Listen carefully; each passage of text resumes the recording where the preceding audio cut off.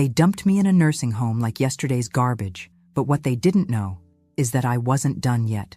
Before you hear the whole story, hit that subscribe button and tell me in the comments, where are you watching from? I want to know where my sisters are tuning in. Now let me take you back to the moment everything changed. The day they took me away, the sky was a flat, ugly gray, the kind that presses down on your chest like bad news before it even lands. I should have known something was wrong. Karen had called that morning, sweet as sugar pie, saying she was coming over with David and Luke to help me organize some things. Help. I should have known better. I sat at the kitchen table, the same one where I used to braid their hair, teach them how to do math homework, serve birthday cake. I'd even set out 4 cups of coffee, like it was some kind of family meeting. Silly me. I was wearing my pink sweater, the one George used to say brought out the color in my cheeks. I remember adjusting my lipstick in the toaster reflection. Isn't that funny? I wanted to look nice. For my children. I still wanted to be loved by them. The door slammed harder than it needed to. Karen walked in first, brisk and businesslike, wearing that tight expression she always had when she was lying. David followed, phone in hand, not looking up. Luke came last, holding some papers. I didn't like the look of them. Mom, Karen started, we've been talking. That's how it always begins, isn't it? When they're about to rip your world apart. She explained it in a voice you'd use with a child, soft, patronizing. Said they'd found a wonderful place for me, a resort-style living facility in the hill country. Sounded like a damn spa commercial. I blinked, heart pounding, trying to understand. I'm not going anywhere, I said calmly. This is my home. Luke cleared his throat and slid the papers across the table. Mom, you've been forgetting things. We're just trying to protect you. Protect me? From what? My own life? I wanted to scream, to throw that stack of betrayal back in their faces. But instead, I stared at my hands. The same hands that had packed their lunches, stitched their Halloween costumes, held them during fevers and nightmares. Hands that had worked 2 jobs after George died just to keep this roof over our heads. You already signed the power of attorney papers, Karen said softly. That's when my knees buckled. I didn't remember signing anything, but I had been tired. There were times when the days blurred, when I'd misplaced things. Nothing dangerous, just little slips. I trusted them. They were my babies. I never thought they'd use it against me. Within an hour, my bags were packed. They didn't even let me pick out which photo frames to take. Just one suitcase. That house, my house, full of memories, of love and sweat and heartache. They took it all from me in an afternoon. The ride to the nursing home was quiet. David drove. Karen sat beside him, tapping away on her phone. Luke stayed with me in the back, but he didn't look me in the eye. Not once. Mom, you'll love it there. They have bingo nights and movie screenings, he muttered. I wanted to laugh, or slap him. I did neither. We pulled into a beige complex tucked between a gas station and a dry cleaner. No trees, no garden, just pavement and beige walls. A woman in scrubs came out with a clipboard. She smiled too hard. That first night, I cried like a child. I pressed my pillow over my face to muffle the sound. I cried not because of the room or the cold sheets or the tasteless food. I cried because they'd stopped seeing me as a person. To them, I was just an obstacle, a burden to be moved. But let me tell you something. I'm not one for staying down. It took me a few weeks to stop being angry. I stayed quiet, observed. I saw the staff, kind but overworked. I saw the other residents, ghosts in cardigans, silent companions in the waiting room of life. But I also saw something else. I saw Ruth. She was in the common area, playing poker with a nurse, cackling like a villain in an old western. You bet your lunch money on that hand, baby, she shouted, slapping down her cards. I smiled. First time in weeks. She noticed. You knew? She asked, tilting her head. You've got that freshly betrayed by family look. I laughed. Actually laughed. And just like that, Ruth pulled me in. Then came Dottie. Sweet as pie but sharp as a tack. Used to be a school librarian in Vermont. She noticed everything. Then Maxine. Tough, tall, with eyes like she'd seen it all and lived to tell. Turns out she used to teach law at a community college before a fall messed up her hip. We started sitting together at meals, then at games, then late at night in the lounge, sipping tea and telling stories. One night, I told them what happened to me, about the betrayal. About my house. Maxine leaned back and raised an eyebrow. Did you sign over the deed? I shook my head. No, I think I still own it. Legally. Ruth let out a whistle. Honey, if that's true, you've got gold under your feet and fire in your hands. That's when it started. The glimmer of an idea, a flicker of rebellion in a place built on surrender. I wasn't just going to sit there and rot. If they thought they'd thrown me away, they were about to learn exactly who they'd messed with. I was Eleanor Grace Miller, mother, widow, survivor, and I was about to set the world on fire. It started with a drawer. Room in Oak Hills. Senior living was just big enough for a twin bed, a dresser, and a narrow closet that smelled faintly of antiseptic and peppermint gum. I had unpacked my single suitcase with a kind of robotic numbness until I opened that last drawer and found it tucked in the corner. My old leather folio, the one I used to keep important papers in. My fingers trembled as I unzipped it. Inside was the original deed to my house, still in my name. Still legal. No signature from Karen. No stamp from a notary. Just mine. I sat down hard on the bed, the papers shaking in my lap. All the emotions I'd buried, shame, heartbreak, rage, came rushing back in a flood. My children had planned to sell my house. They hadn't done it out of love or concern. They wanted my home for themselves, probably to fix it up and sell it to some young couple for a profit. I clutched that deed like it was the last piece of me they hadn't stolen. And for the first time since George's funeral, I prayed. Not for strength, not for peace. I prayed for clarity, for a sign. And it came the next morning. Ruth barreled into the dining hall, wearing her lavender sweater with the rhinestone buttons. Guess who's back from her son's wedding? Maxine. And she's got stories. That was how Maxine rejoined our little circle. She'd been gone for a week to attend her youngest son's wedding in Austin. And from the way she rolled her eyes while pouring her black coffee, it hadn't gone well. New wife's a Botox doll, she muttered. Wouldn't know a book if it hit her in her lip fillers. We laughed, but I was distracted. I waited until breakfast was done, until the nurses had turned their attention to the resident who kept trying to flush magazines down the toilet, and I pulled Maxine aside. I need your help, I whispered. That afternoon, in the privacy of Maxine's room, she had a private, of course, she always found a way. We spread the documents across her desk. She looked at the deed, the copy of my will, and the medical POA that I now remembered vaguely signing after a bad fall last year. Right after Karen had come over with Chinese food and an urgent form. You didn't sign over the title, Maxine confirmed, tapping her red nails on the page. They have control over your medical decisions, sure, but the house, still yours. My heart thudded. Can they still sell it? If they try, and you catch it in time? No, but if they forge your signature, she trailed off. I gritted my teeth. Then I need to sell it first. She looked at me like I'd just grown wings. You serious? I want to sell my house. Take that money and get out of here. I want to live before I die, Maxine. And then she did something I didn't expect. She smiled. It took a few days to work out the details. We roped in Ruth, who claimed she once dated a real estate agent and still had his number, though he's probably bald and divorced now. Dottie helped us navigate the facility phone rules and set up a Gmail account on the community center's public computer. Maxine made the real calls, the legal ones, the financial ones, and with every step, I felt like I was waking up from a long, drugged dream. Every time I walked past the nurse's station, I smiled. Every time Karen called to check in with her fake sweet voice, I played the part of the docile mother, grateful and declining visitors. But in truth, I was preparing my exit. The sale went fast. Turns out, my neighborhood was a hot spot for tech workers and young families. The buyer offered full asking price within hours of the listing. I didn't even have to meet them.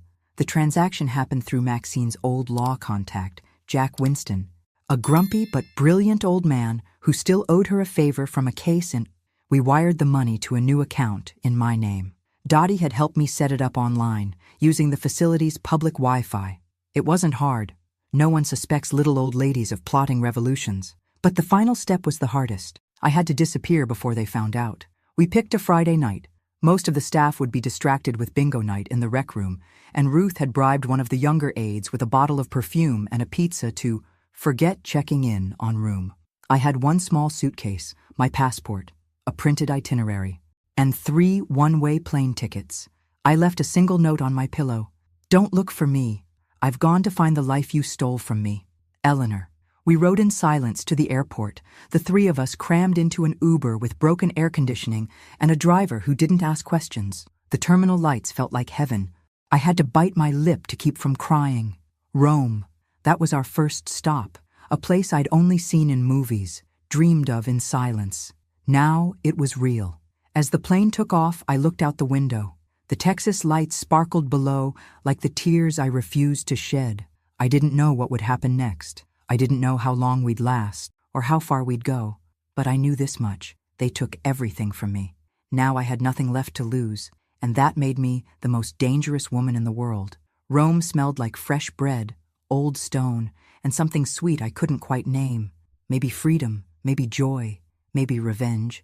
It was my first time on a plane in over 20 years. My legs cramped, my back ached, and I hadn't slept a wink, but I couldn't stop smiling. Ruth snored beside me the entire flight, head bobbing like a pigeon. Dottie held my hand during takeoff and whispered every prayer she knew in both English and half-remembered Latin.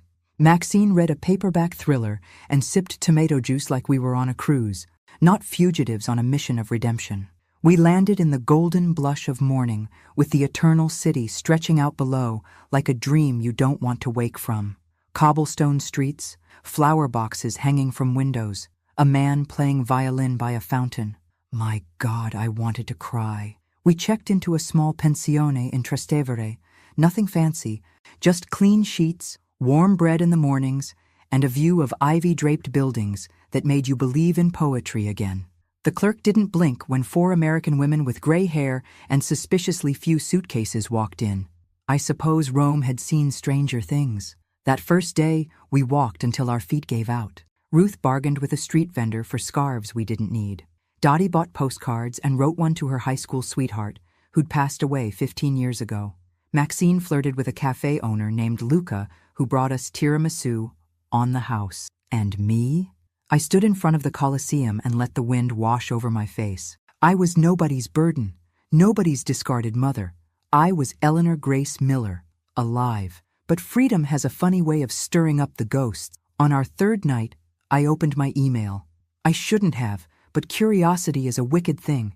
There were 10 messages from Karen. The subject line on the most recent one read, "What have you done?" I didn't open it. I didn't need to. I could already hear her voice in my head. Shocked, panicked, furious. The house was gone. The money was gone. So was I. Maxine found me out on the terrace with my laptop in my lap and a glass of wine untouched. She sat beside me, her knee bumping mine. "You okay?" she asked. "I don't feel bad," I whispered, surprised by my own words. I thought I'd feel guilty. She lit a cigarette, even though she wasn't supposed to. "They had a choice, Ellie. They chose themselves. You just chose you back." The next day, we took a train to Florence. I'd always wanted to see the Duomo. Standing inside that cathedral, beneath a dome painted with heaven and hell, I thought about George, about the promises we made. I told him I'd take care of the kids no matter what. I never thought I'd need to protect myself from them.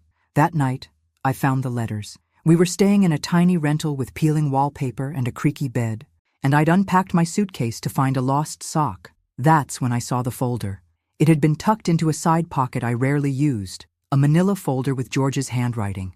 There were 6 letters, all addressed to me, dated over a span of 5 years before he died. I read them in silence, sitting on the edge of the bed while the city hummed outside. In them, George talked about the kids, how he'd noticed their entitlement, their manipulation, how he worried about how they treated me when he wasn't around. He wrote about conversations with Luke that chilled him, suggestions that maybe it's time Mom moved out, even back when I was perfectly healthy. He'd seen the writing on the wall and hadn't known how to stop it. And then came the last letter. It was written just weeks before his heart gave out. "Ellie, if you're reading this, I hope to God I was wrong, but if they've turned on you, if you're alone, please remember this.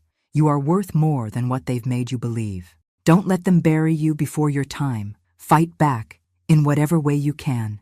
You've always been stronger than me." I cried like a baby. I clutched that letter to my chest and rocked on that bed, the pain of it and the love of it washing over me like fire. He knew. Even then, he knew. The next morning, I told the girls everything. Ruth was the first to speak.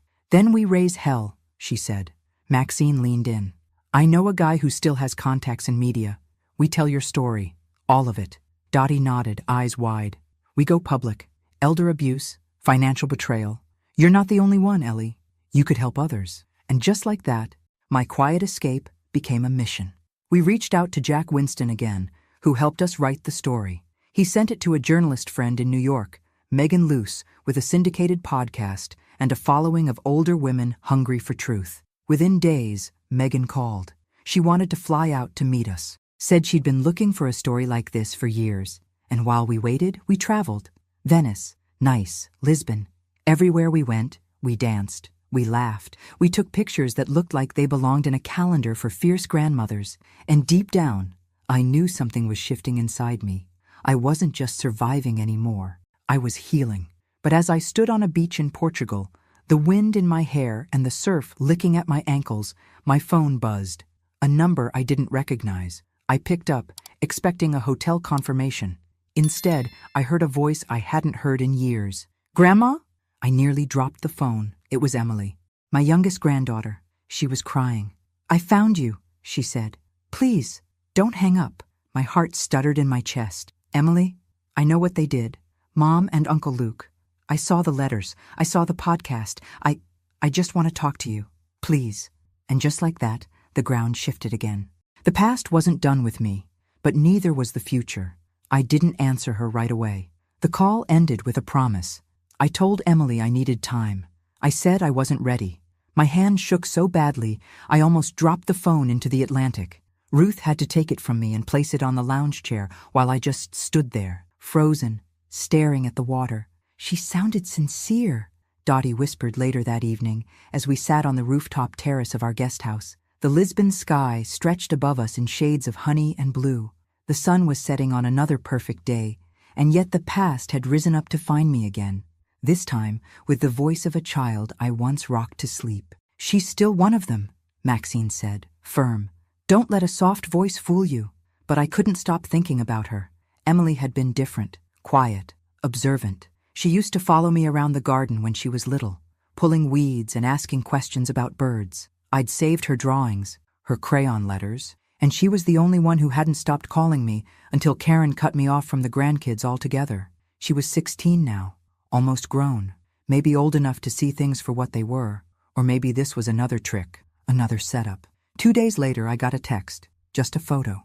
It was my old house, but not as I remembered it. The porch was stripped bare. The rose bushes were gone. The shutters I painted sky blue with George one summer were now a dull beige. Below it, a single message. They trashed it. I'm sorry. I stared at the photo for a long time. My throat clenched like I was being strangled. They hadn't just sold my house, they had gutted it, erased everything I had built. I showed the picture to the girls. Ruth looked away. Dottie's eyes filled with tears. Maxine stared hard at it, then flicked her cigarette into the wind. Time to go public, she said. The interview with Megan Luce happened in a quiet cafe overlooking the Douro River. She brought her recording equipment in a simple backpack and wore no makeup. She sat down with a warmth that felt like a hug and said, "Tell me everything." And I did. I told her about the sacrifice, the long nights working double shifts, the birthdays I made special with pennies and prayers. I told her about the manipulation, the lies, the betrayal that bled into my bones. I told her about the night they took me from my home, like I was furniture that no longer matched the room. When I finished, Megan took my hand and said, "You are not alone.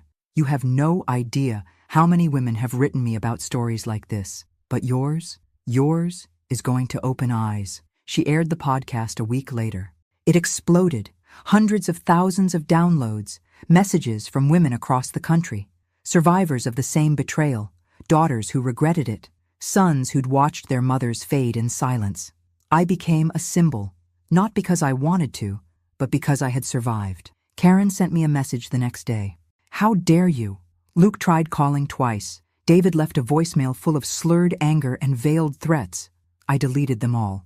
But then, Emily emailed me. She said she had left home, that she was staying with her aunt on her father's side, that she couldn't look at her mother anymore without hearing my story in her head. She wanted to meet, not in Texas, anywhere. "Please," she wrote, "I just want to know you again."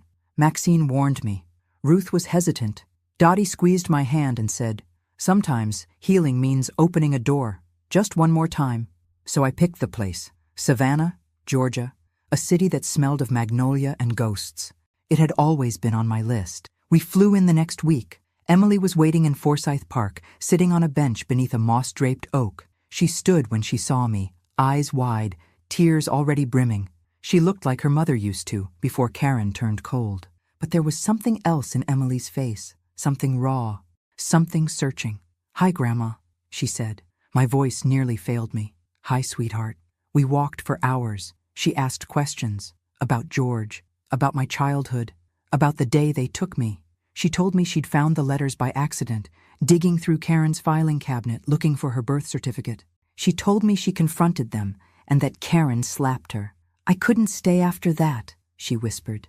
I looked at her, this young woman, still half a girl, and something in me cracked open. I didn't want to carry the weight of anger anymore. I didn't want revenge. I wanted restoration. Not for them. For me? I hugged her so tightly, I think I left fingerprints on her soul. When I returned to the girls that night, I told them everything. Ruth wiped away a tear. Dottie smiled softly. Maxine said, "Well, damn. Guess there's hope for at least one of them." We spent another week in Savannah. Emily joined us for dinners, for walks by the water, for stories under the stars. It was awkward at first, then beautiful, like learning to breathe again after a long time underwater. One night, she turned to me and said, "What if we started something, like a place, for women like you, like us?" I didn't answer right away, but the next morning, over coffee and grits, I said, "We're going to build it." I didn't know how yet, but I had the money. I had the name, the Eleanor Grace Foundation, and I had a granddaughter who was willing to fight with me instead of against me. The past was a wound, but the future, oh, the future was a fire just waiting to be lit. The Eleanor Grace Foundation began as an idea scribbled on a napkin over pancakes in a diner off River Street. Emily had drawn little stars around the name, her handwriting still loopy and unsure, like a child's. Mine was blocky and firm, unbending in the ways life had made me. We didn't know where to start, but we had a mission: to protect women like me, mothers, grandmothers, widows, women who had been erased, silenced, used, and abandoned by the very people they gave everything to. It wasn't just about money, it was about dignity. Emily took the reins. She had a sharp mind and a fire in her belly that reminded me of George. She helped register the foundation, build the website, write the copy for the landing page. She contacted senior advocates and legal advisors. She set up a GoFundMe, and it went viral. Hundreds of women wrote in, sharing their stories, and thousands of others donated with messages like, "This happened to my mom. Thank you for speaking up. I thought I was alone." We started small. A pilot program in Savannah, a free legal clinic once a week, resource packets mailed to women in nursing homes, support groups run on Zoom. My name on the homepage felt surreal, like someone I once knew but hadn't fully met until now. Meanwhile, the media wouldn't stop calling. Newsweek, CNN, NPR. They wanted my story, but I turned most of them down. I wasn't a spectacle. I wasn't a trend. I was a woman who'd survived and built something from the ashes. I didn't want attention. I wanted impact, but one interview I agreed to was with a local Savannah station. The reporter, a woman my age named Lorraine, asked gently at the end, "If you could say one thing to the people who put you in that nursing home, what would it be?" I looked at the camera. My voice didn't shake. "I forgive you, but I'll never forget who I became because of you." That clip went everywhere. Karen saw it. She left me a voicemail after 6 months of silence. I never listened to it. Didn't need to. Whatever she had to say, she'd had decades to say it before. The chapter was closed. Luke tried to sue me, claimed I stole the house out from under them. The judge dismissed the case in less than 10 minutes. I didn't even show up in person. Maxine did, and from what I heard, she destroyed him in her closing statement. David moved out of state. I haven't heard from him since. Fine by me.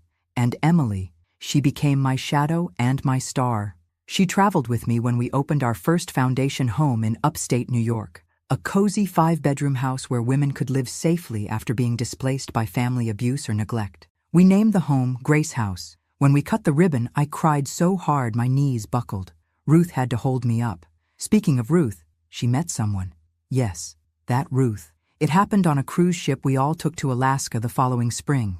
His name was Dennis, widower, bad dancer, great with chocolate martinis. She said he made her laugh like nobody else ever had.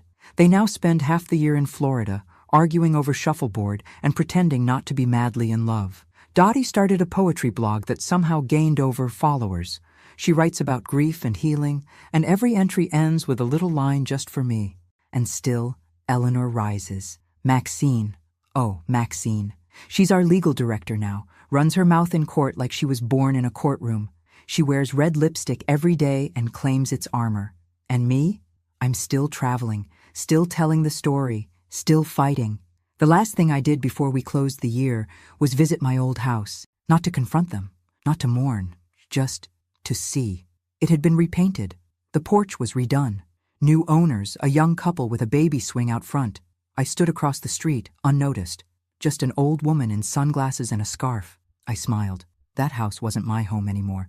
Home was wherever I stood in my truth. Wherever women gathered to lift each other up. Wherever Eleanor Grace Miller refused to be forgotten. And as I walked away, a breeze swept through the street, carrying the scent of roses from somewhere nearby. I closed my eyes, and for a moment, I could almost feel George's hand in mine. We did it, I whispered. We made it. And in that still, sacred moment, I knew. This wasn't the end of my story. It was only the beginning. The cruise ship was like a floating palace, white and gleaming against the sapphire water, with gold lettering across the side. Celestial Dawn. We boarded in Seattle under a canopy of cherry blossoms, their petals drifting in the breeze like a blessing. The air smelled of salt and fresh starts. It was our reward, our celebration. One last promise fulfilled before the next chapter unfolded. I stood on the upper deck with Ruth, Dottie, and Maxine as the ship pulled away from shore. Emily was below in the cabin, finishing a virtual meeting for the foundation.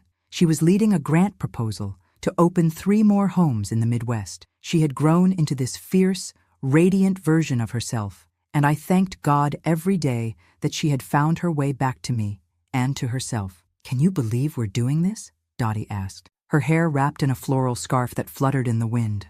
We should have done this 30 years ago, Ruth said, sipping champagne and laughing. But hey, late is better than never. Maxine pointed toward the horizon. Look at that sky. I want to paint it with a martini in my hand. We all laughed. It was the kind of laughter that feels like air in the lungs after you've nearly drowned. That night, we dressed in our best and had dinner in the ship's ballroom. The lighting was soft, warm, like candlelight. The chairs were plush velvet, the silverware heavier than necessary, and the waiters smiled like they were in on some grand, elegant joke. Halfway through dessert, molten chocolate cake with raspberry drizzle, the band began to play. Not loud, not showy, just the soft strains of an old Ella Fitzgerald tune. And something happened in me. I stood. I want to dance, I said. For the first time in years, I want to dance. Maxine raised her eyebrows. Ruth beamed. Dottie clapped softly, already reaching for her camera. There was no one to dance with, no partner waiting on the other side of the ballroom.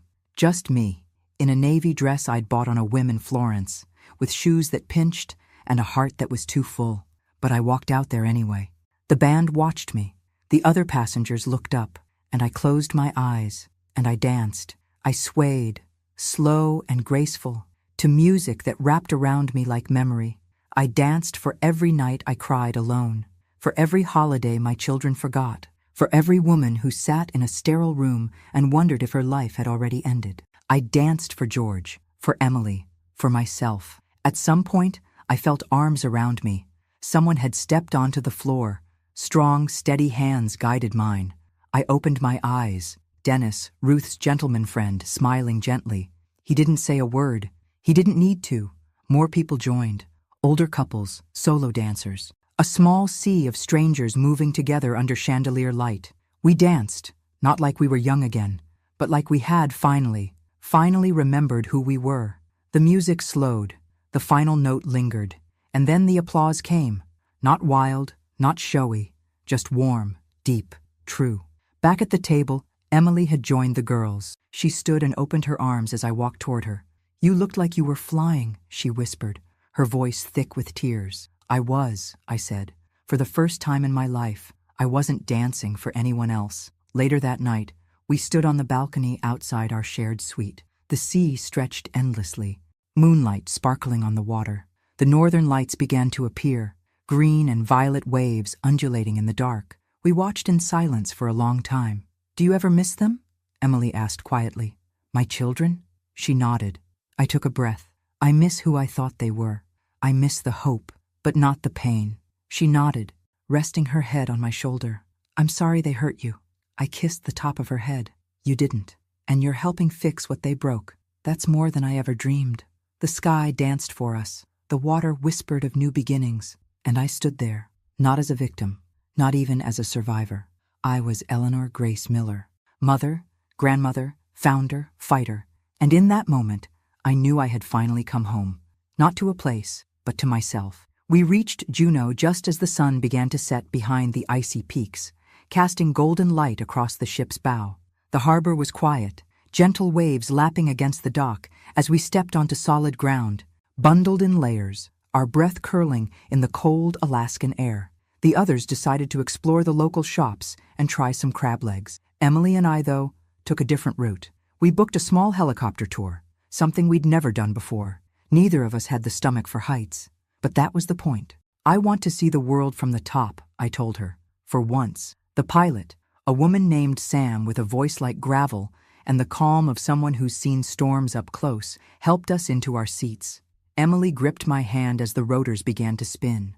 I grinned like a fool. We lifted into the sky, and the world below began to shrink. Juneau became a miniature town in a snow globe. The mountains opened up, vast and white and wild. Glaciers cracked and shimmered like rivers of ancient glass. We hovered over one of the largest glaciers, and the sun broke through the clouds, turning the ice into something almost holy. I'd never seen anything so vast, so untouched. It made me feel small, not in a bad way, but in a beautiful, awe-filled way, as if everything I'd endured was a prelude to this moment. "I'm glad you didn't give up," Emily said softly over the headset. I turned to her, tears stinging my eyes. "I almost did, you know, but then you called." She squeezed my hand. "I think you saved me too." We landed on a flat stretch of ice, wrapped in thermal blankets as we stepped out into the crisp air. It was just us and the silence of snow, the kind that hushes everything. Pain, memory, fear. I took out the last letter George had written, the one I'd carried with me all this time, and I let it go. I watched it drift across the ice, carried by the wind, weightless. It fluttered, spun, and disappeared into the white. It was time to stop carrying the weight. Later that night, we returned to the ship and found the others waiting with champagne.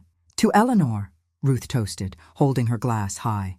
"The fiercest damn woman I've ever met." "To Grace," said Dottie. "In every form she comes in." "To second chances," Maxine added, and winked, and Emily leaned in, clinking her glass gently to mine. "To beginnings." We drank under the stars, wrapped in blankets and love. Laughter echoed across the deck, carried by the sea. And when I closed my eyes that night, I dreamed not of the past, but of all the mornings still ahead. Not as a mother forgotten, not as a woman discarded, but as Eleanor Grace Miller, reborn, redeemed, and finally, irrevocably free. The final morning of the cruise arrived wrapped in fog and a quiet stillness, the kind that makes you feel like the world is pausing just long enough for you to say goodbye. I stood at the rail of the ship, coffee in hand, watching the coastline of Alaska slip further behind us. I thought I'd feel sad, but I didn't.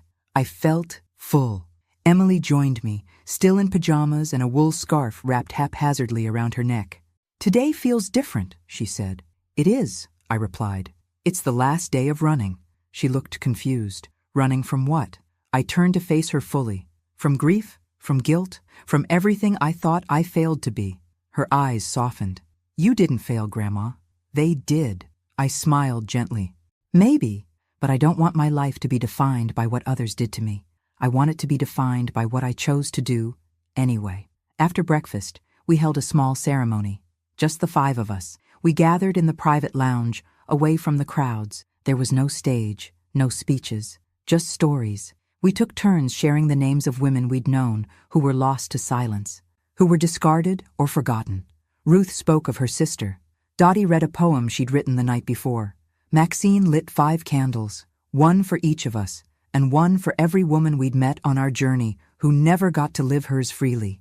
And I told the story of my life, not the pain, not the betrayal, but the parts I'd rediscovered, planting tomatoes with George, rocking babies on the porch, dancing barefoot in the kitchen to old Motown records. I told them about my first kiss behind the bleachers, the time I hitchhiked across the state line with my best friend at 17, the Christmas I surprised the kids with a puppy named Comet.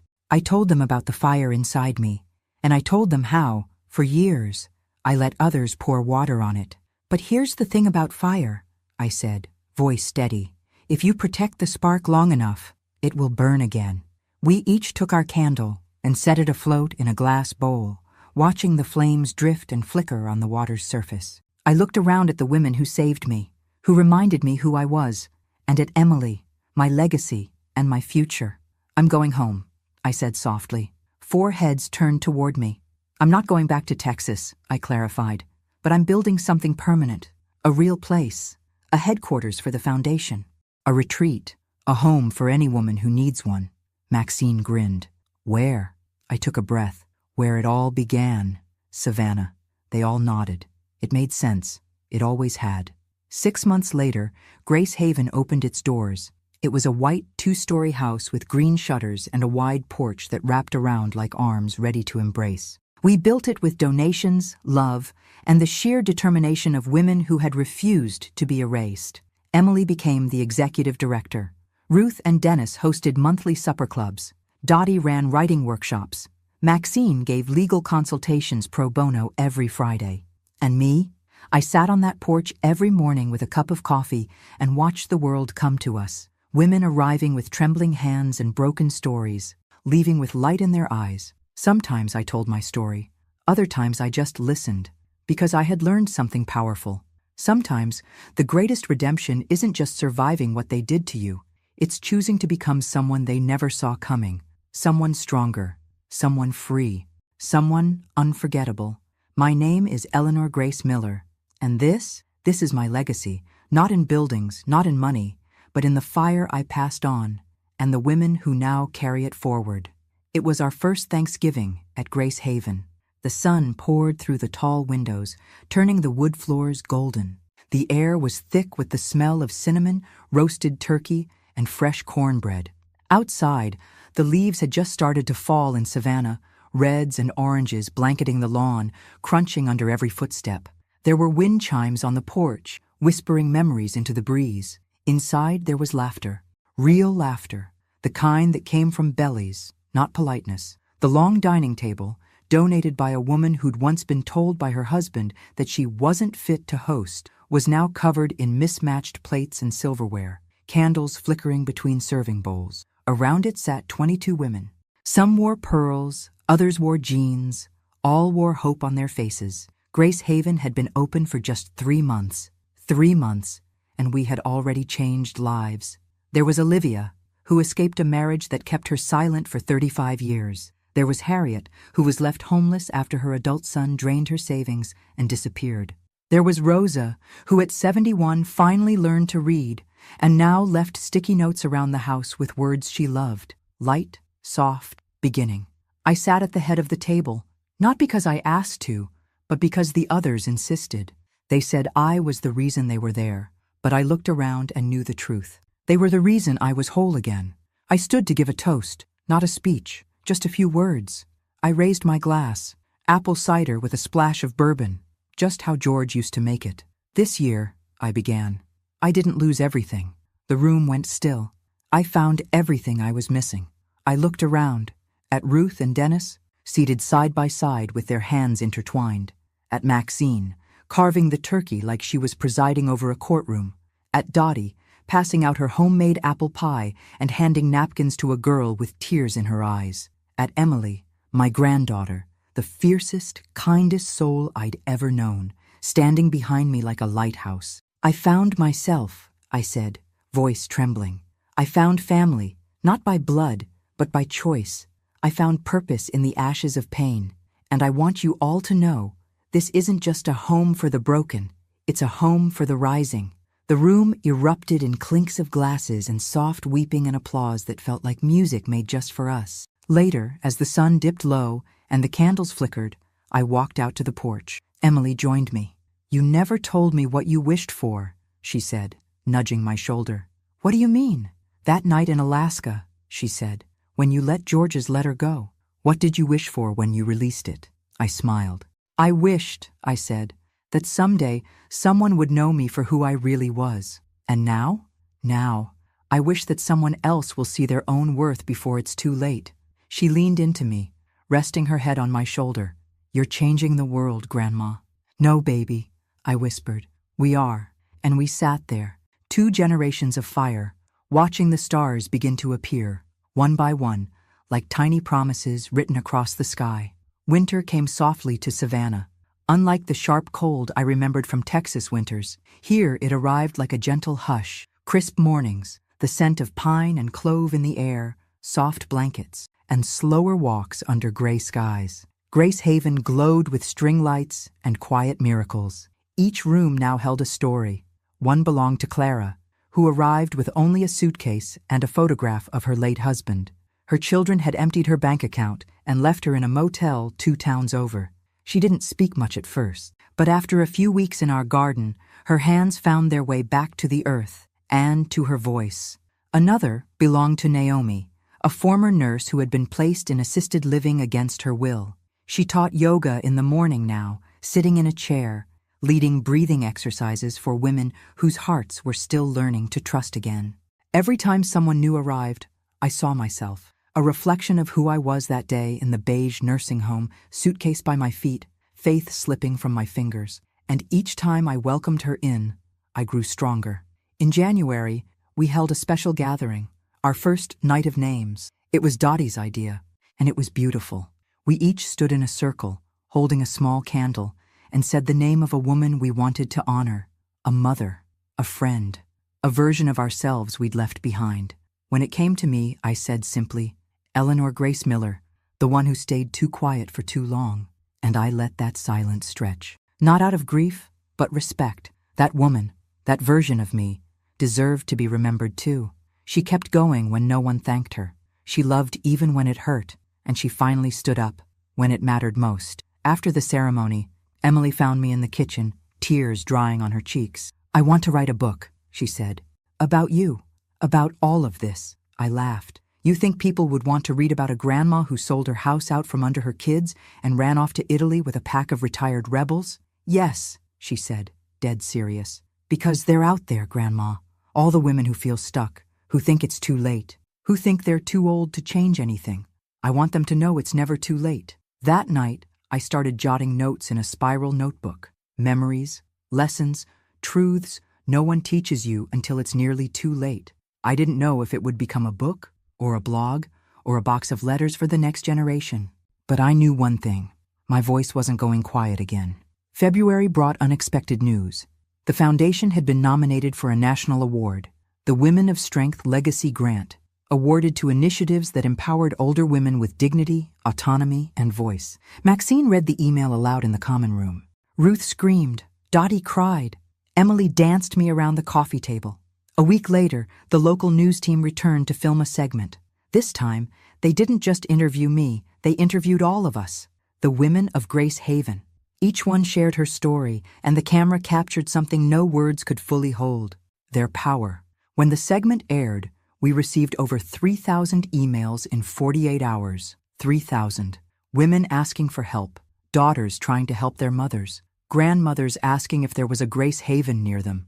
We were overwhelmed, and then we were determined. We began to expand. Another home opened in Asheville, one more in Michigan, and a third planned for Oregon in the fall. And through it all, I kept my morning ritual. Coffee on the porch, a notebook in my lap, a quiet prayer on my lips. Not for justice anymore, for joy, for the life I never thought I'd get to live. And every so often, I'd see a woman walk up our path for the first time, shoulders hunched, eyes guarded, and I'd rise to meet her. I'd take her hand, and I'd whisper, just loud enough for her heart to hear, "You're not lost, you're just getting started."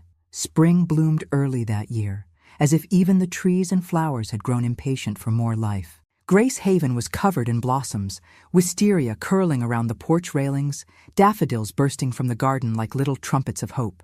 Everything smelled fresh, alive, like the world itself had turned a page. And I, Eleanor Grace Miller, was finally ready to write the next chapter. Emily's book idea had taken root. We called it Not Done Yet. She had taken my stories, my letters, and pieces of the women I'd met along the way and turned them into something more beautiful than I ever could have imagined.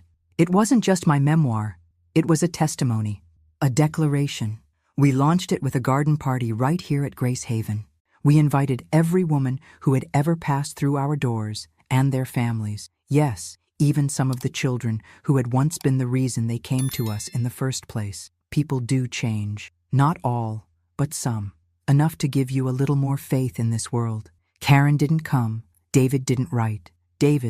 Luke sent a bitter message through a lawyer, saying the book defamed him.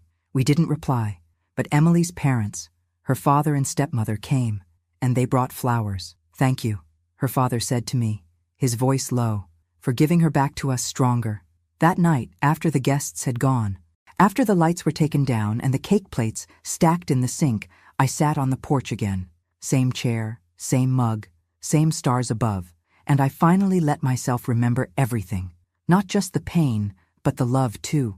George, the babies I held, the home I once had, the silence I endured, the fight I found, and the legacy I'd built with bare, battered hands. Maxine joined me, a blanket over her lap. Ruth and Dennis waved goodnight from their little cottage across the garden. Dottie was already inside, working on a new poem about reclaiming your bloom. Maxine nudged my arm. "You did it, you know." "Did what?" "You rewrote the ending." I looked at her, eyes soft with the kind of peace that comes only after the storm. "No," I whispered. "I just started telling the truth." She chuckled, that gravelly, no-nonsense laugh that had carried us through the worst of it. And in that moment, I felt it. I wasn't waiting anymore. Not to be chosen, not to be heard, not to be seen. I was here, fully. And for every woman who'd ever felt small, who'd ever been pushed aside or silenced or forgotten, I left these words, carved not in stone, but in the hearts of everyone we touched. You are not too old. You are not too late. You are not done yet. And neither was I. The day the award letter arrived, I was making lemon bars in the kitchen with Emily. The sunlight poured through the windows, warm and syrupy, catching on the flower dust in the air. We were laughing, God laughing, about something ridiculous Ruth had said the day before. The way her dentures had flown halfway across the table during a heated game of Scrabble. And then the mail came. It wasn't fancy, just a cream-colored envelope with our names typed neatly on the front. Eleanor G. Miller and Emily Grace Weston, the Eleanor Grace Foundation. Emily opened it first. Her hands trembled halfway through, and she passed it to me without a word. I took it, heart slow and heavy, and read, "Congratulations. You have been awarded the Women of Strength Legacy Grant. In recognition of your tireless work empowering women over and restoring dignity to those too long forgotten, we honor you with a lifetime endowment to continue and expand your mission." I sank into the nearest chair. Not because of the money, though Lord knew it would help us build 3 more Grace Havens by year's end. It was the words, "We honor you." No one had ever said that to me before. Emily knelt beside me, her face glowing. "You did this," she said. "You made this world." "No," I whispered. "We made it together." We held a celebration the following weekend, not just for the grant, but for the lives we had helped repair. Over 100 women gathered in the garden, some in wheelchairs, some with walkers, some with silver braids and lipstick, some with stories written in the lines around their eyes. There were hugs and reunions, songs sung off-key, and speeches given through tears. They crowned me with a flower wreath Ruth had made herself, a silly thing really, daisies and ivy, but I wore it like a queen, because for the first time, I understood what royalty really meant. It wasn't about ruling, it was about rising. That night, after the last lantern had been dimmed and the guests had gone to sleep, I sat in my room, alone. The award certificate rested on the table beside me. Next to it, George's last letter, the copy I'd printed and framed, tucked in the corner with a photo of us from our wedding day. Young, bright-eyed, completely unaware of the world to come. And for the first time in my life, I spoke to him out loud. "I did it, George. You were right. I was stronger than I ever knew." My voice cracked. But I wasn't alone. A soft knock on the door interrupted me. Emily peeked in. "Sorry," she said. "Just wanted to say goodnight." "Come sit," I said, patting the bed beside me. She curled up like she did when she was little, her head on my shoulder. "I'm proud of you," I told her. "I'm proud of you," she whispered. "You turned ashes into light." We sat there, no need for more words, the silence between us full of everything sacred. And when she finally left, I stood at the window, looking out over the garden where so many had healed, where I had healed. And I realized something. This wasn't a second chance at life. It was life, the one I had always deserved. And with the moon glowing above and spring thick in the air, I closed my eyes and smiled, because I had finally come home, not to a house, but to myself. Thanks for listening. Don't forget to subscribe and feel free to share your story in the comments. Your voice matters.